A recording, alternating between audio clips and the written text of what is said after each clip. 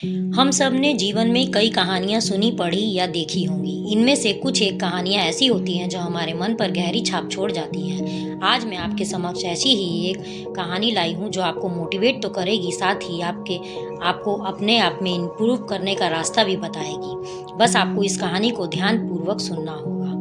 कई सालों पहले किसी एक राज्य में एक राजा राज करता था। इस राजा को घोड़े पालने का बहुत शौक था। इस राजा के पास वैसे तो कई सारे घोड़े थे, लेकिन उसके पास 4 ऐसे जंगली घोड़े थे जो राजा को काफी पसंद थे। राजा ने इन घोड़ों को ट्रेन करने के लिए कई ट्रेनरों को बुलाया, मगर कोई भी इन घोड़ों को ट्रेन नहीं कर पाया। जब भी कोई इन घोड़ों पर बैठने की कोशिश करता तो यह उसे तुरंत अपनी पीठ से फेंक देते या उसे लात मार देते। राजा को घोड़े प्यारे थे, इसीलिए ट्रेनरों को सख्त वार्निंग दी गई थी कि इन पर जोर जबरदस्ती ना की जाए, यानी कि इन्हें मारा पीटा ना जाए। कई महीने निकल गए, मगर कोई भी ट्रेनर घोड़ों को अच्छी तरह से ट्रेन नहीं कर पाया। तब राजा ने अपने राज्य में ढिंढोरा पिटवाया कि जो व्यक्ति इन घोड़ों को अच्छे से ट्रेन कर देगा, उसे बहुत बड़ा इनाम दिया जाएगा। कुछ दिनों बाद युवा ट्रेनर ये राजा के पास आया। राजा ने अपनी शर्त कि घोड़ों को ट्रेनिंग बिना मार पिटाई के होनी चाहिए, ऐसा उस युवा को बताया।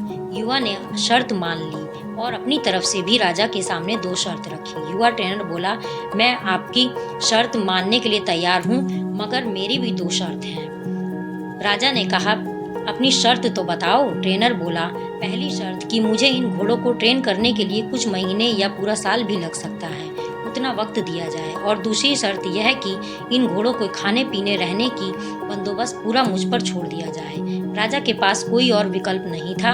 कोई भी ट्रेनर आज तक घोड़ों को ट्रेन नहीं कर पाया था। अब तो नए ट्रेनर भी आने बंद हो गए थे। राजा युवा ट्रेनर की सारी शर्तें मान ली और घोड़े उन्हें सौंप दिए। युवा ट्रेनर अगले दिन से ही एक बड़े से बाड़े में इन घोड़ों को लेकर गया और वहां सबको खुला छोड़ दिया। ट्रेनर बाड़े के किनारे किनारे दौड़ने लगा। फिर दौड़ते दौड़ते थकने के बाद यह युवा ट्रेनर वहीं बाड़े में लेट गया। वहां से उठने के बाद उसने खुद ही घोड़ों को चारा खिलाया और पानी पिलाया। इन सब प्रक्रिया के दौरान उसने घोड़ों को नहीं बांधा था। अगले दिन भी ट्रेनर ने यही सारा काम दोहराया जो उसने पहले दिन किया था।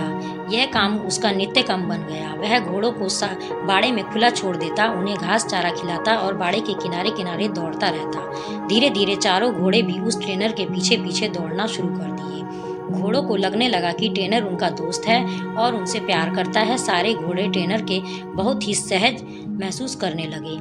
कुछ महीने बीतने के बाद एक दिन राजा घोड़े की खबर लेने के लिए और यह देखने के लिए कि ट्रेनिंग कैसी चल रही है, बाड़े में आया। राजा ने यह देखकर खुश हुआ कि सारे घोड़े ट्रेनर के पीछे पीछे दौड़ रहे थे। राजा को सब अब यकीन हो गया था कि यह ट्रेनर ही उनको घोड़ों को ट्रेन कर सकता है। राजा खुशी खुशी वहां से चला गया।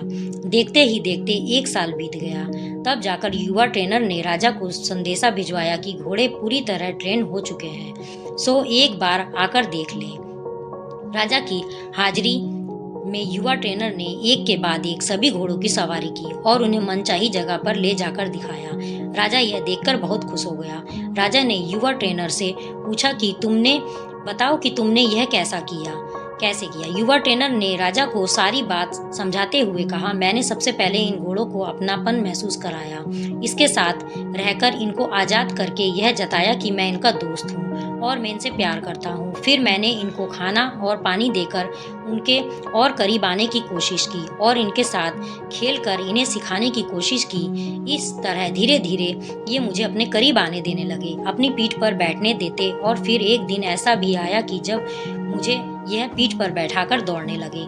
राजा ने युवा ट्रेनर की समझदारी की प्रशंसा की, उसे वादे के अनुसार लाखों सोने की मोहरें दी और साथ में हमेशा के लिए इन चारों घोड़ों की देखभाल की नौकरी भी दी। दोस्तों, कहानी तो बहुत ही मज़ेदार और रोचक है, मगर जो सारांश है बहुत ही गहरा। अगर मनुष्य के जीवन के साथ इन चारों घोड़ों की तुलना की जाए तो यह 4 घोड़े होंगे चिंता, गुस्सा, घमंड और लालच।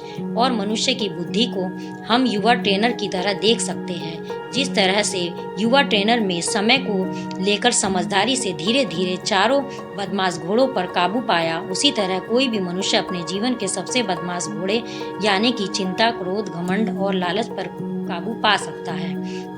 पहला अप्रशिक्षित घोड़ा जो कि चिंता है। हमारी बुद्धि को यह समझाना होगा कि चिंता बुरी होती है और चिंतन फायदेमंद होता है। चिंता किसी भी समस्या का हल नहीं होता है।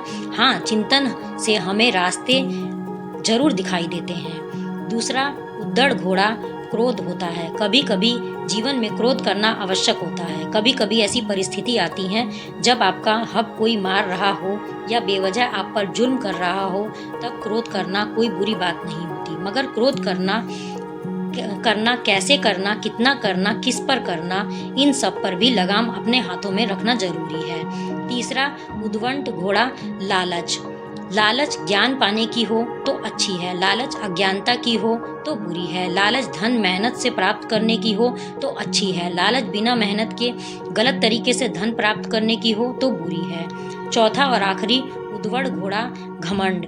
मैं यह काम कर सकता हूँ, इसे गर्व कहेंगे, और सिर्फ मैं ही इस काम को कर सकता हूँ, यह घमंड होता है। बस यही सारे फर्क बुद्धि रूपी ट्रेनर से इन उद्दंड घोड़ों को समझाना होगा।